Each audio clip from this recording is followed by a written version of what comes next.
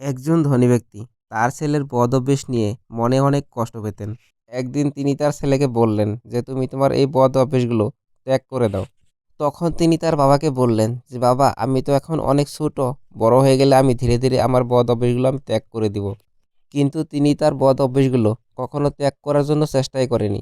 সেই সময় একজন বুদ্ধিজীবী মানুষ গ্রামে বেড়াতে এসেছিলেন। লোকটি যখন ওই বুদ্ধিজীবীর বিষয়ে জানতে পারল, তখন সে তৎক্ষণাৎ তার কাছে গেল এবং তার সমস্যার কথা সব ব্যাখ্যা করে বলল।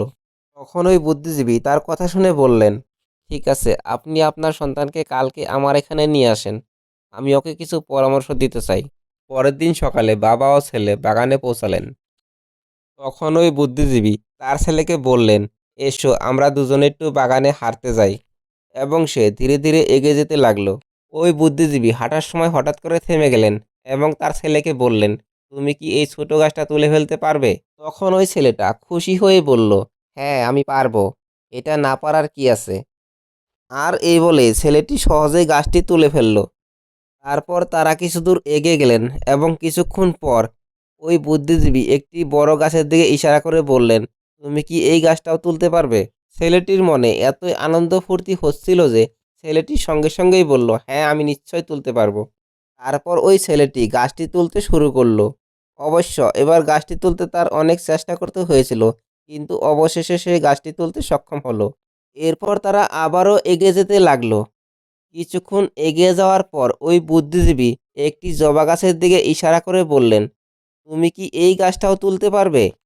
তখন ওই ছেলেটি হেসে দিয়ে বলল, হ্যাঁ আমি নিশ্চয় পারবো। ছেলেটি এই কথা বলে গাছের কাণ্ড ধরে জোরে জোরে টানতে শুরু করলো, কিন্তু গাছ তো নড়তেই রাজি হলো না।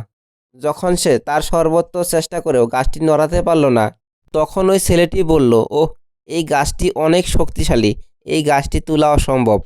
তখন ওই বুদ্ধিজীবী ছেলেটাকে স্নেহের সাথে ব্যাখ্যা করে বললেন, যখন এগুলো নতুন হয় তখন এগুলো ত্যাগ করা সহজ, যখন এগুলো অনেক পুরনো হয়ে যায় তখন এগুলো ত্যাগ করা অনেক কঠিন। বাবা, অভ্যাসের ক্ষেত্রেও সেই একই ঘটে।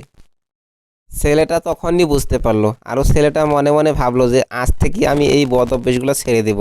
তখনই ছেলেটা মনে মনে ভাবলো, এখন যদি আমি এই বদ অভ্যেসগুলো না ছাড়ি তাহলে ভবিষ্যতে এগুলো ছাড়া আমার অসম্ভব হয়ে যাবে। তো আমাদের জীবনেও কখনো কখনো এরকম হয়ে যায়, যেগুলো কাজ নাকি আমরা ছোটোবেলায় ছাড়া উচিত, কিন্তু বড় হয়ে গেলে সেগুলো আমাদের পক্ষেও ছাড়া অসম্ভব হয়ে পড়ে।